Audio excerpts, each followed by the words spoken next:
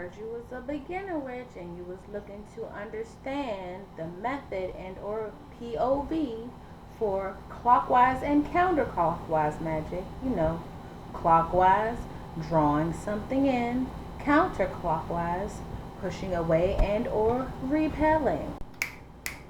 Yeah, so if you're trying to figure out how to do this outside of your body, it's self-explanatory when it's outside of your body, but when applying it to your physical body or using your body to do it, listen up. So I want you to look at this clock that I got over here. Okay, this clock I got over here. When you look at the face of this clock and you see the direction in which it goes for clockwise, it's going to the right. But very important thing to note is that you are observing an outside object. So it's going to be to the right. Same difference if you are stirring a cup of coffee or tea. You're going to stirring it in the direction to the right if you're going clockwise to call in whatever you're using your words, power in the tongue, to draw in and or imprint on whatever it is that you're drinking. However, this is only when it applies to outside things that you are observing, objects that you are observing. Because remember, this clock right here is called face. This is the face of the clock.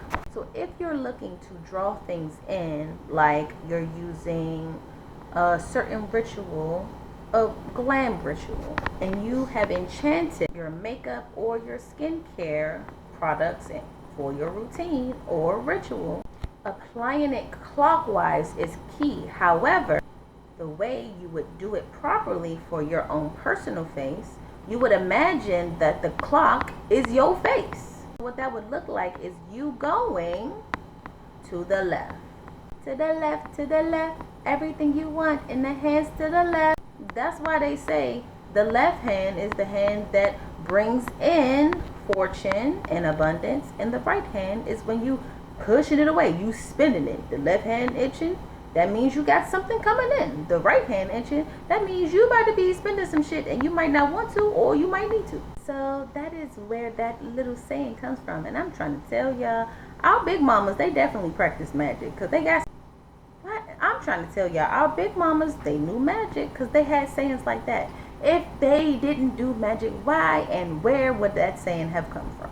But also, key thing to note, when you're using your hips, you're going to want to do it to the right. Because just like you move your hand to call things in to the right when you're stirring, you stirring your hips. Your hips is technically an object. So you're going to want to move it to the right clockwise. But if you're doing something on your back, it's the left. Just see it like this. Things that are horizontal, it goes to the right. Things that are vertical, it goes to the left. I hope that helped or whatever. You as well, though.